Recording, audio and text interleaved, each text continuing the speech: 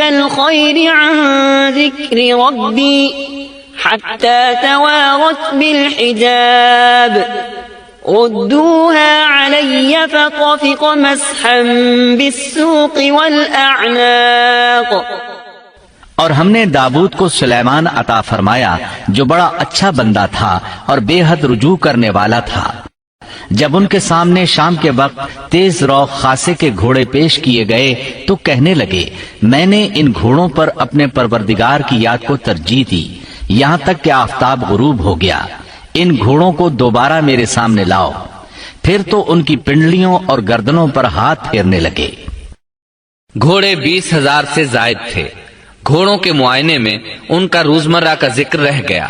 تب انہیں ذکر الہی کا خیال آیا جس پر انہیں سخت صدمہ ہوا اور کہنے لگے کہ میں گھوڑوں کی محبت میں اتنا گم ہو گیا کہ سورج غروب ہو گیا.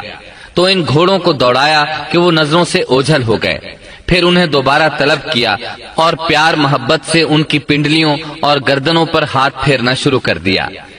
امام بخاری نے ابو ہریرہ رضی اللہ عنہ سے روایت کی ہے کہ ایک مرتبہ سلیمان علیہ السلام نے ارادہ کیا کہ اس شب میں اپنی بیویوں کے ساتھ ازدواجی فریضہ ادا کروں گا تو میری ہر ایک بیوی سے لڑکا پیدا ہوگا اور وہ میدان جہاد کا مجاہد بنے گا. لیکن اس ارادے کے ساتھ انشاءاللہ کہنا بھول گئے. اللہ تعالیٰ کو جلیل القدر پیغمبر کا یہ طرز پسند نہ آیا. چنانچہ اللہ تعالیٰ نے سلیمان علیہ السلام کے اس دعوے کو اس طرح غلط ثابت کر دیا کہ تمام بیویوں میں سے صرف ایک بیوی کے ہاں مردہ بچہ پیدا ہوا. تب سلیمان علیہ السلام کو احساس ہوا کہ یہ انشاءاللہ نہ کہنے کا نتیجہ ہے. چنانچہ انہوں نے فوری توبہ کی اور انشاءاللہ کہنے کو اپنا معمول بنا لیا. اللہ تعالیٰ نے آپ کو فیصلہ کرنے کی زبردست صلاحیت عطا فرمائی تھی. سورۃ الانبیاء آیت 87 میں ہے وداود وسليمان إذ يحكمان في الحرث إذ نفشت فيه غنم القوم وكنا لحكمهم شاهدين. اور داؤد اور سلیمان کو یاد کیجئے جبکہ وہ کھیت کے معاملے میں فیصلہ کر رہے تھے کہ کچھ لوگوں کی بکریاں اس میں چر چک گئی تھیں اور ان کے فیصلے میں ہم موجود تھے. ہوا یہ کہ دو آدمی ہمسائے تھے. ان میں جھگڑا ہو گیا. ان میں سے ایک کے پاس کھیت تھا, اس میں اس نے فصل بو رکھی تھی. دوسرے کے پاس کچھ بکریاں تھیں. بکریوں کا چرواہا رات کے وقت دیوار والے دروازے کو بند کر دیتا تھا تاکہ بکریاں نکل کر فصل کو نقصان نہ پہنچائیں. ایک دن وہ دروازہ بند کرنا بھول گیا. بکریاں کھیت میں آ کر چرنے لگیں. فصل خراب ہو گئی. دونوں داؤد علیہ السلام کے پاس آئے, اپنا مقدمہ پیش کیا. داؤد علیہ السلام قاضی بھی تھے. اس وقت سلیمان علیہ السلام کہیں گئے ہوئے تھے. داؤد علیہ السلام مقدمہ سن کر کہنے لگے یہ بکریوں والے کی سستی کا نتیجہ ہے. اس کا حل یہی ہے کہ وہ تیری بکریاں اپنی تحویل میں لے لے. دونوں فریق باہر نکلے تو سلیمان علیہ السلام سے ملاقات ہوئی. انہوں نے تفصیل سن کر فرمایا میرے ساتھ آؤ. وہ انہیں داؤد علیہ السلام کے پاس لے آئے اور بولے اس مقدمے کا اس سے بہتر فیصلہ یہ ہے کہ یہ بکریاں زمین والے کو دے دیں اور زمین بکریوں والے کو. جب بکریوں والا زمین کو پہلی حالت میں اگا دے گا تو آپ دونوں کی چیزیں انہیں لوٹا دیں. اس دوران کھیتی کا مالک بکریوں کے دودھ سے فائدہ حاصل کرتا رہے گا. یہ فیصلہ زیادہ بہتر ہے. اس سے بکریوں والا اپنی بکریوں سے بالکل محروم نہ ہوا اور کھیتی والے کا نقصان پورا ہو گیا. یہ فیصلہ آپ کو اللہ تعالیٰ نے سمجھایا تھا. اللہ تعالیٰ سورۃ الانبیاء آیت 89 میں فرماتے ہیں فَفَهَّمْنَاهَا سُلَيْمَانَ وَكُلًّا آتَيْنَا حُكْمًا وَعِلْمًا. ہم نے اس کا صحیح فیصلہ سلیمان کو سمجھا دیا. ہاں ہر ایک کو ہم نے علم و حکمت سے نوازا تھا. بخاری اور مسلم میں ایک حدیث ہے, اس میں اسی قسم کا ایک واقعہ بیان ہوا ہے کہ دو عورتیں اپنا مقدمہ داؤد علیہ السلام کے پاس لائیں. دونوں کو اللہ نے ایک ایک بچہ دے رکھا تھا. ایک بھیڑیے نے حملہ کر کے بڑی عمر والی کا بچہ چیر پھاڑ ڈالا. عورت چالاک تھی, اس نے چھوٹی عمر والی کا بچہ چھین لیا کہ یہ میرا بچہ ہے. داؤد علیہ السلام نے دیکھا بچہ بڑی عورت کے پاس ہے تو اس کے حق میں فیصلہ دے دیا. سلیمان علیہ السلام نے داؤد علیہ السلام سے اجازت چاہتے ہوئے کہا کیا میں اس مقدمے کا فیصلہ کر سکتا ہوں؟ انہوں نے اجازت دے دی. سلیمان علیہ السلام نے عورت سے کہا بچہ مجھے دے دو. بچہ ہاتھ میں لے کر انہوں نے تلوار نکالی اور دونوں عورتوں سے فرمایا میں اس کے 2 ٹکڑے کر کے تم دونوں میں برابر برابر تقسیم کرنے لگا ہوں۔ یہ سن کر بڑی عورت بولی کہ ٹھیک ہے، جبکہ چھوٹی عورت مامتا کی وجہ سے چلا اٹھی کہ آپ اسے زندہ رہنے دیں اور اسے دے دیں۔ یہ سنتے ہی سلیمان علیہ السلام بول اٹھے تو ہی اس کی ماں ہے، جس سے اپنے بچے کے ٹکڑے دیکھنا برداشت نہ ہو سکا، پھر بچہ اسے دے دیا۔ سلیمان علیہ السلام کا ایک تیسرا واقعہ قرآن میں یوں ہے، سورۃ النمل آیت 17 اور 18 میں ہے، وحشر لسليمان جنوده من الجن والإنس والطير فهم يوزعون حتى إذا أتوا على واد النمل قالت نملة يا أيها النمل ادخلوا مساكنكم لا يحطمنكم سليمان وجنوده وهم لا يشعرون۔ اور سلیمان کے سامنے ان کے تمام لشکر جنات، انسان اور پرندوں میں سے جمع کیے گئے، ہر قسم الگ الگ کھڑی کر دی گئی۔ جب وہ چیونٹیوں کے میدان میں پہنچے تو ایک چیونٹی نے کہا اے چیونٹیوں اپنے اپنے گھروں میں گھس جاؤ، ایسا نہ ہو کہ بے خبری میں سلیمان اور ان کا لشکر تمہیں روند ڈالے۔ ان تمام لشکروں کو اکٹھا کیا گیا تھا۔ اللہ تعالیٰ نے چیونٹی کی یہ بات سلیمان علیہ السلام کو سنوا دی۔ سورہ نمل آیت 19 میں ہے، فتبسم ضاحكا من قولها وقال رب أوزعني أن أشكر نعمتك التي أنعمت علي وعلى والدي وأن أعمل صالحا ترضاه وأدخلني برحمتك في عبادك الصالحين۔ اس کی اس بات پر سلیمان مسکرا کر ہنس پڑے اور دعا کرنے لگے کہ اے پروردگار تو مجھے توفیق دے کہ میں تیری ان نعمتوں کا شکر بجا لاؤں جو تو نے مجھ پر انعام کی ہیں، اور میں ایسے نیک اعمال کرتا رہوں جن سے تو خوش رہے، اور مجھے اپنی رحمت سے نیک بندوں میں شامل فرما۔ آپ کا ایک واقعہ ملکہ بلقیس کے ساتھ پیش آیا۔ سورہ نمل آیت 20 تا 25 میں ہے، آپ نے پرندوں کی دیکھ بھال کی اور فرمانے لگے کیا بات ہے کہ ہدہد نظر نہیں آ رہا، کیا وہ واقعی غیر حاضر ہے؟ یقیناً میں اسے سخت سزا دوں گا یا اسے ذبح کر ڈالوں گا، یا وہ میرے سامنے کوئی معقول وجہ بیان کرے۔ کچھ زیادہ دیر نہ گزری تھی کہ اس نے آ کر کہا میں ایک ایسی خبر لایا ہوں کہ آپ کو اس کی خبر ہی نہیں، اور میں سبا کی ایک سچی خبر آپ کے پاس لایا ہوں۔ میں نے دیکھا ہے کہ ان کی بادشاہ ایک عورت ہے جسے ہر قسم کی چیز سے کچھ نہ کچھ دیا گیا ہے، اور اس کا تخت بھی بڑا عظیم ہے۔ میں نے اسے اور اس کی قوم کو اللہ تعالیٰ کو چھوڑ کر سورج کو سجدہ کرتے ہوئے پایا ہے۔ شیطان نے ان کے کام مزین کر کے انہیں دکھلا کر سیدھے راستے سے ہٹا دیا ہے، پس وہ ہدایت پر نہیں آتے کہ اسی اللہ کو سجدہ کریں جو آسمانوں اور زمینوں کی پوشیدہ چیزوں کو باہر نکالتا ہے، اور جو کچھ تم چھپاتے اور ظاہر کرتے ہو وہ سب کچھ جانتا ہے۔ ہدہد نے اللہ تعالیٰ کی یہ صفت اس لیے بیان کی کہ یہ اپنی حس کے ذریعے زمین میں پانی والے حصے کا پتہ چلا لیتا ہے۔ سلیمان علیہ السلام کو بھی یہی ہدہد بتایا کرتا تھا کہ پانی کہاں ہے، پھر آپ جنات کے ذریعے پانی نکلواتے تھے۔ یہ اطلاع سن کر سلیمان علیہ السلام حیران ہوئے۔ آپ نے ہدہد سے کہا ہم ابھی تمہاری بات کی تصدیق کر لیتے ہیں۔ سورہ نمل آیت 27 اور 28 میں ہے، قال سننظر أصدقت أم كنت من الكاذبين اذهب بكتابي هذا فألقه إليهم ثم تول عنهم فانظر ماذا يرجعون۔ سلیمان نے کہا اب ہم دیکھیں گے کہ تو نے سچ کہا ہے یا تو جھوٹا ہے، میرے اس خط کو لے جا کر انہیں دے دے، پھر ان کے پاس سے ہٹ آ اور دیکھ کہ وہ کیا جواب دیتے ہیں۔ آپ نے ایک خط لکھ کر اسے دیا۔ ہدہد وہ خط لے کر ملکہ بلقیس کے محل پہنچا۔ خط اس کے سامنے گرا کر خود دیوار پر جا بیٹھا۔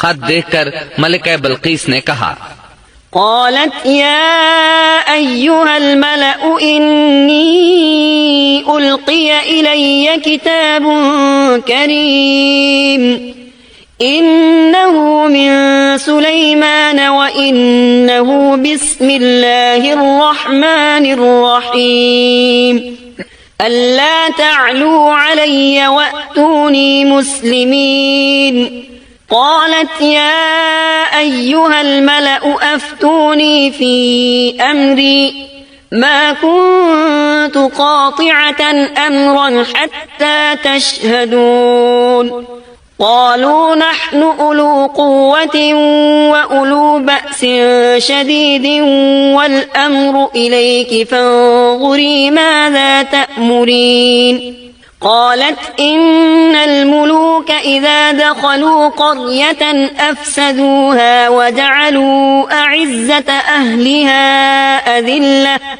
وكذلك يفعلون وإني مرسلة إليهم بهدية فناظرة بما يرجع المرسلون۔ وہ کہنے لگی اے سردارو، میری طرف ایک باوقت خط ڈالا گیا ہے جو سلیمان کی طرف سے ہے اور جو بخشش کرنے والے مہربان اللہ کے نام سے شروع ہے، یہ کہ تم میرے سامنے سرکشی نہ کرو اور مسلمان بن کر میرے پاس آ جاؤ۔ اس نے کہا اے میرے سردارو، تم میرے اس معاملے میں مجھے مشورہ دو، میں کسی امر کا قطعی فیصلہ جب تک تمہاری موجودگی اور رائے نہ ہو نہیں کیا کرتی۔ ان سب نے جواب دیا کہ ہم طاقت اور قوت والے، سخت لڑنے بھیڑنے والے ہیں، آگے آپ کو اختیار ہے، آپ خود ہی سوچ لیجئے کہ ہمیں آپ کیا کچھ حکم فرماتی ہیں۔ اس نے کہا کہ بادشاہ جب کسی بستی میں گھستے ہیں تو اسے اجاڑ دیتے ہیں اور وہاں کے باعزت لوگوں کو ذلیل کر دیتے ہیں، اور یہ لوگ بھی ایسا ہی کریں گے۔ میں انہیں ایک ہدیہ بھیجنے والی ہوں، پھر دیکھ لوں گی کہ قاصد کیا جواب لے کر لوٹتے ہیں۔ ملکہ بلقیس یہ اندازہ کرنا چاہتی تھی کہ سلیمان علیہ السلام کس قسم کے بادشاہ ہیں اور یہ کہ وہ ان کے خلاف لڑ سکیں گے یا نہیں۔ چنانچہ اس نے فلسطین کی طرف بے شمار تحائف روانہ کیے تاکہ لڑائی کی نوبت نہ آئے، لیکن جب یہ تحائف سلیمان علیہ السلام کے پاس پہنچے تو آپ غضبناک ہو گئے۔ فلما جاء سليمان قال أتمدونني بمال فما آتاني الله خير مما آتاكم بل أنتم بهديتكم تفرحون ارجع إليهم فلنأتينهم بجنود لا قبل لهم بها ولنخرجنهم منها أذلة وهم صاغرون۔ پس جب قاصد سلیمان کے پاس پہنچا تو آپ نے فرمایا کیا تم مال سے مجھے مدد دینا چاہتے ہو؟ مجھے تو میرے رب نے اس سے بہت بہتر دے رکھا ہے جو اس نے تمہیں دیا ہے، پس تم ہی اپنے تحفے سے خوش رہو۔ جا ان کی طرف واپس لوٹ جا، ہم ان کے مقابلے پر وہ لشکر لائیں گے جن کے سامنے پڑنے کی ان میں طاقت نہیں، اور ہم انہیں ذلیل و پست کر کے وہاں سے نکال باہر کریں گے۔ قاصد ان کا جواب سن کر اور یہ صورتحال دیکھ کر دہشت زدہ ہو گئے۔ انہوں نے بلقیس کے پاس جا کر ساری حقیقت بیان کر دی۔ ملکہ بلقیس نے انہیں پیغام بھجوایا کہ ہم اسلام قبول کرنے کے لیے تیار ہیں۔ سلیمان علیہ السلام تک اس کا پیغام پہنچا تو آپ اپنے درباریوں کی طرف متوجہ ہوئے۔ قال يا أيها الملأ أيكم يأتيني بعرشها قبل أن يأتوني مسلمين قال عفريت من الجن أنا آتيك به قبل أن تقوم من مقامك وإني عليه لقوي أمين قال الذي عنده علم من الكتاب أنا آتيك به قبل أن يرتد إليك طرفك فلما رآه مستقرا عنده قال هذا من فضل ربي ليبلوني أأشكر أم أكفر ومن شكر فإنما يشكر لنفسه ومن كفر فإن ربي غني كريم قال نكروا لها عرشها ننظر أتهتدي أم تكون من الذين لا يهتدون۔ آپ نے فرمایا اے سردارو تم میں سے کوئی ہے جو ان کے مسلمان ہو کر پہنچنے سے پہلے ہی اس کا تخت مجھے لا دے؟ ایک قوی ہیکل جن کہنے لگا آپ اپنی مجلس سے اٹھیں، اس سے پہلے میں اسے آپ کے پاس لا دیتا ہوں۔ یقین مانیے کہ میں اس پر قادر ہوں اور ہوں بھی امانت دار۔ جس کے پاس کتاب کا علم تھا وہ بول اٹھا کہ آپ پلک جھپکائیں، اس سے بھی پہلے میں اسے آپ کے پاس پہنچا سکتا ہوں۔ جب آپ نے اسے اپنے پاس موجود پایا تو فرمانے لگے یہی میرے رب کا فضل ہے تاکہ وہ مجھے آزمائے کہ میں شکر گزاری کرتا ہوں یا ناشکری۔ شکر گزار اپنے ہی نفع کے لیے شکر گزاری کرتا ہے، اور جو ناشکری کرے تو میرا پروردگار بے پرواہ اور کرم کرنے والا ہے۔ حکم دیا کہ اس کے تخت کی صورت بدل دو تاکہ معلوم ہو جائے کہ یہ راہ پا لیتی ہے یا ان میں سے ہوتی ہے جو راہ نہیں پاتے۔ تخت لانے والے آدمی کے متعلق جو یہ آیا ہے کہ اس کے پاس کتاب کا علم تھا، تو مفسرین کا اس کے بارے میں اختلاف ہے کہ وہ کون تھا۔ قرآن کریم کے الفاظ سے جو معلوم ہوتا ہے وہ اتنا ہی ہے کہ وہ کوئی انسان ہی تھا جس کے پاس کتاب الہی کا علم تھا۔ اللہ تعالیٰ نے کرامت اور اعجاز کے طور پر اسے یہ قدرت دے رکھی تھی کہ پلک جھپکتے وہ تخت لے آیا۔ پھر سلیمان علیہ السلام نے تخت میں تبدیلی کا حکم دیا۔ تخت میں تبدیلی کا حکم سن کر اس میں سے ہیرے جواہر نکال دیے گئے اور دوسری جگہوں پر لگا دیے گئے۔ سورہ نمل آیت 42 اور 43 میں ہے۔ فلما جاءت قيل أهكذا عرشك قالت كأنه هو وأوتينا العلم من قبلها وكنا مسلمين وصدها ما كانت تعبد من دون الله إنها كانت من قوم كافرين۔ پھر جب وہ آ گئی تو اس سے کہا گیا کہ ایسا ہی تیرا بھی تخت ہے۔ اس نے جواب دیا کہ یہ گویا وہی ہے، ہمیں اس سے پہلے ہی علم دے دیا گیا تھا اور ہم مسلمان تھے۔ اسے انہوں نے روک رکھا تھا کہ جن کی وہ اللہ کو چھوڑ کر پرستش کرتی رہی تھی، یقیناً وہ کافر لوگوں میں سے تھی۔ اب سلیمان علیہ السلام کی ملکہ بلقیس سے گفتگو شروع ہوئی۔ پھر وہ اسے تخت کے پاس لے آئے۔ اس سے پوچھا کیا تیرا تخت بھی اسی طرح کا ہے؟ اس نے بہت اچھا اور فصاحت سے بھرپور جواب دیا۔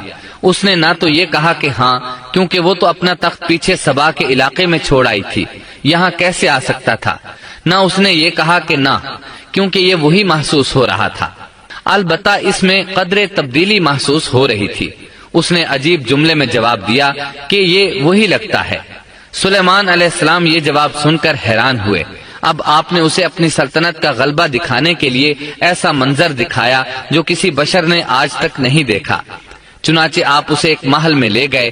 یہ مکمل طور پر شیشے کا تھا، اس سے دوسری طرف دیکھا جا سکتا تھا۔ فرش بھی شیشے کا تھا، شیشے کے نیچے پانی چھوڑا گیا تھا، پانی چلتا رہتا تھا۔ آپ اسے لیے اندر داخل ہوئے تو وہ بہت حیران ہوئی کہ محل میں پانی بہہ رہا ہے۔ اس نے اپنا لباس کچھ اوپر کر لیا کہ بھیگ نہ جائے۔ اس نے اپنا پاؤں پانی پر رکھنا چاہا تو وہ شیشے پر پڑا، اور زیادہ حیران ہوئی اور شرمندہ بھی کہ دھوکہ کھا گئی۔ اور یہ سب کچھ جنات کے ذریعے تیار کرایا گیا تھا۔ سورہ نمل آیت 44 میں اللہ تعالیٰ فرماتے ہیں قيل لها ادخل الصرح فلما رأته حسبته لجة وكشفت عن ساقيها قال إنه صرح ممرد من قوارير قالت رب إني ظلمت نفسي وأسلمت مع سليمان لله رب العالمين۔ اس سے کہا گیا کہ محل میں چلی چلو، جسے دیکھ کر یہ سمجھ کر کہ یہ حوض ہے، اس نے اپنی پنڈلیاں کھول دی۔ سلیمان نے کہا یہ ایسا محل ہے جس میں نیچے بھی شیشے جڑے ہوئے ہیں۔ کہنے لگی میرے پروردگار، میں نے اپنی جان پر ظلم کیا، اب میں سلیمان کے ساتھ اللہ رب العالمین کی مطیع اور فرمانبردار بنتی ہوں۔ یہ عظیم سلطنت دیکھ کر وہ جان گئی کہ سلیمان علیہ السلام صرف بادشاہ ہی نہیں، نبی بھی ہیں۔ چنانچہ اس نے فوراً ایمان قبول کر لیا۔ سلیمان علیہ السلام کا سب سے بڑا کارنامہ یہ ہے کہ آپ نے مسجد اقصی تعمیر کروائی۔ اس کی پہلی تعمیر یعقوب علیہ السلام نے کرائی تھی۔ صحیح حدیث میں ہے کہ رسول اللہ صلی اللہ علیہ وسلم سے پوچھا گیا زمین میں کون سی مسجد سب سے پہلے تعمیر کی گئی؟ آپ نے فرمایا مسجد حرام یعنی مکہ معظمہ والی مسجد۔ پھر آپ سے پوچھا گیا کہ اس کے بعد کون سی مسجد زمین میں بنائی گئی؟ آپ نے جواب دیا مسجد اقصی۔ جب بخت نصر نے قدس پر قبضہ جما لیا تو اس نے مسجد اقصی ڈھا دی، لیکن پھر سلیمان علیہ السلام کو اللہ تعالیٰ نے بادشاہت عطا کی تو انہوں نے ازسر نو تعمیر کا کام شروع کرایا۔ اس کے ساتھ ہی انہوں نے ہیکل سلیمانی بھی تعمیر کروایا۔ یہود آج تک اس کو مقدس سمجھتے ہیں۔ یہ مسجد اقصی کے بالکل قریب ہے۔ مسجد اقصی کی فضیلت میں بہت سی روایات ملتی ہیں، جیسا کہ رسول اللہ صلی اللہ علیہ وسلم کا ارشاد ہے مسجد حرام میں ایک نماز کا ثواب 1,00,000 نمازوں کے برابر ہے، مسجد نبوی میں ایک نماز کا ثواب 1,000 نماز کے برابر ہے، اور مسجد اقصی میں 500 نمازوں کے برابر ثواب ملتا ہے۔ مسند احمد میں عبداللہ بن عمرو بن عاص رضی اللہ عنہما سے روایت ہے کہ رسول اللہ صلی اللہ علیہ وسلم نے فرمایا جب سلیمان علیہ السلام نے بیت المقدس کو تعمیر کیا تو اللہ تعالیٰ سے 3 دعائیں مانگی، ان میں سے اللہ تعالیٰ نے 2 قبول فرمائیں اور ایک کے بارے میں ہم امید رکھتے ہیں کہ وہ ہمیں ملے گی۔ انہوں نے پہلا سوال یہ کیا کہ مجھے ایسی حکومت دے جو تیری حکومت کے موافق ہو، یعنی عدل و انصاف کی فراوانی ہو اور کسی پر ظلم و زیادتی نہ ہو۔ اللہ نے یہ دعا قبول فرمائی۔ دوسرا سوال یہ کیا مجھے ایسا ملک عطا فرما جو میرے سوا کسی شخص کے لائق نہ ہو۔ اللہ تعالیٰ نے یہ دعا بھی قبول فرما لی۔ تیسرا سوال یہ کیا کہ جو شخص بھی گھر سے نکلے اور وہ مسجد اقصی میں نماز پڑھنے کا ارادہ رکھتا ہو تو وہ اپنے گناہوں سے اس طرح نکل جائے جس طرح کے پیدائش کے دن تھا۔ اس تیسرے سوال کے متعلق رسول اللہ صلی اللہ علیہ وسلم نے فرمایا امید ہے یہ دعا اللہ نے ہمارے لیے رکھ لی ہو۔ اللہ تعالیٰ نے انہیں اس قدر طاقت اور قدرت عطا فرمائی تھی، لیکن اس کے باوجود آپ بشر تھے اور موت ہر بشر کو پہنچ کر رہتی ہے۔ انسان جس قدر بھی قدرت حاصل کر لے، جتنا بھی غلبہ پالے، جتنی بھی عظمت حاصل کر لے، لیکن موت سے نہیں بچ سکتا۔ اللہ تعالیٰ نے تو نبی کریم صلی اللہ علیہ وسلم کے متعلق فرمایا ہے، سورۃ الزمر آیت 30 میں ہے، إنك ميت وإنهم ميتون۔ بے شک خود آپ کو بھی موت کا مزہ چکھنا ہے اور یہ سب بھی مرنے والے ہیں۔ اللہ تعالیٰ نے چاہا کہ سلیمان علیہ السلام کی موت سے بھی لوگوں کو عبرت ہو اور نشانیاں ظاہر ہوں، کیونکہ اس دور میں لوگ جنات کے فتنے میں مبتلا تھے۔ یہ خیال کرتے تھے کہ جنات کو غیب کا علم ہے۔ اللہ تعالیٰ نے چاہا کہ لوگوں کو سلیمان علیہ السلام کی موت کے ذریعے بتائیں کہ جنات کو علم غیب نہیں ہے۔ ایک دن سلیمان علیہ السلام نے جنات کو سختی کے ساتھ مسخر کیا اور وہ آپ کے سامنے کام کرنے لگے۔ آپ ان کی نگرانی کرتے رہتے۔ جنات کے دلوں میں آپ کا بہت خوف تھا۔ آپ انہیں سستی کرنے پر سخت سزا دیتے تھے۔ آپ کھڑے ان کی نگرانی کر رہے تھے۔ اس وقت آپ کی عمر 150 سال تھی۔ جنات بیت المقدس کی تعمیر میں مصروف تھے۔ ایسے میں آپ نے اپنا عصا پکڑا اور اس پر اپنی ہتھیلیاں ٹکا دی، پھر ہتھیلیوں پر اپنا سر رکھ دیا۔ اس طرح ان کی نگرانی کرتے رہے۔ اسی حالت میں اللہ تعالیٰ نے آپ کی روح قبض کر لی، تاہم آپ کی آنکھیں کھلی رہیں۔ ادھر جن مسلسل کام میں لگے رہے۔ وہ یہی خیال کرتے رہے کہ سلیمان علیہ السلام زندہ ہیں اور انہیں دیکھ رہے ہیں۔ آپ کا خلیفہ آیا تو وہ جان گیا آپ انتقال کر گئے ہیں، لیکن اس نے بھی جنات پر یہ بات ظاہر نہ کی۔ اس طرح 2 سال گزر گئے۔ جن اس قدر سخت نگرانی پر حیران تھے۔ وہ دیکھ رہے تھے کہ 2 سال سے سلیمان علیہ السلام نے حرکت تک نہیں کی، پلک تک نہیں جھپکی۔ ادھر اللہ تعالیٰ نے دیمک کو سلیمان علیہ السلام کے عصا پر مسلط کر دیا۔ وہ اندر اندر لاٹھی کو کھوکھلا کرتی رہی۔ آخر لاٹھی ٹوٹ گئی۔ سلیمان علیہ السلام زمین پر گر گئے۔ اس وقت جنات کو پتا چلا کہ انہیں فوت ہوئے تو عرصہ دراز ہو چکا ہے۔ تب انسانوں کو بھی معلوم ہو گیا کہ جنات کو غیب کا علم نہیں ہے۔ اللہ تعالیٰ سورہ سبا آیت 14 میں فرماتے ہیں، فَلَمَّا قَضَيْنَا عَلَيْهِ الْمَوْتَ مَا دَلَّهُمْ عَلَى مَوْتِهِ إِلَّا دَابَّةُ الْأَرْضِ تَأْكُلُ مِنْ سَأَتَهُ فلما خر تبينت الجن أن لو كانوا يعلمون الغيب ما لبثوا في العذاب المهين. پھر جب ہم نے ان پر موت کا حکم بھیج دیا تو ان کی خبر جنات کو کسی نے نہ دی سوائے گھن کے کیڑے کے جو ان کے عصا کو کھا رہا تھا. پس جب سلیمان گر پڑے تو اس وقت جنات نے جان لیا کہ اگر وہ غیب دان ہوتے تو اس ذلت کے عذاب میں مبتلا نہ رہتے. اس طرح اللہ تعالیٰ نے لوگوں کو مطلع کر دیا کہ جنات بھی مخلوق ہیں، غیب دان نہیں. اللہ تعالیٰ ہی ان پر قادر ہے. اور اسی کے ساتھ سلیمان علیہ السلام کا قصہ اپنے اختتام کو پہنچا. عزیر علیہ السلام انبیاء کرام کی جماعت میں ایک کریم اور عظیم نبی تھے. اللہ تعالیٰ نے انہیں ایک بستی کی طرف چلنے کا حکم دیا. وہاں پہنچے تو بستی ویران تھی، بے آباد تھی. اب یہ حیران ہوئے کہ مجھے یہاں کس لیے بھیجا گیا. ایسے میں خیال آیا اللہ تعالیٰ اس مردہ بستی کو کیسے زندہ فرمائیں گے. یہ خیال تعجب کے طور پر تھا. اللہ تعالیٰ سورۃ البقرہ آیت 259 میں فرماتے ہیں أو كالذي مر على قرية وهي خاوية على عروشها قال أنى يحيي هذه الله بعد موتها فأماته الله 100 عام ثم بعثه قال كم لبثت قال لبثت يوما أو بعض يوم قال بل لبثت 100 عام فانظر إلى طعامك وشرابك لم يتسنه وانظر إلى حمارك ولنجعلك آية للناس وانظر إلى العظام كيف ننشزها ثم نكسوها لحما فلما تبين له قال أعلم أن الله على كل شيء قدير. یا اس شخص کی مانند کہ جس کا گزر اس بستی پر ہوا جو چھت کے بل اوندھی پڑی ہوئی تھی. وہ کہنے لگا کہ اس کی موت کے بعد اللہ تعالیٰ اسے کیسے زندہ کرے گا. تو اللہ تعالیٰ نے اسے بھی موت دے دی 100 سال کے لیے. پھر اسے اٹھایا، پوچھا تجھ پر کتنی مدت گزری. کہنے لگا 1 دن یا دن کا کچھ حصہ. اللہ تعالیٰ نے فرمایا تو 100 سال تک ٹھہرا رہا.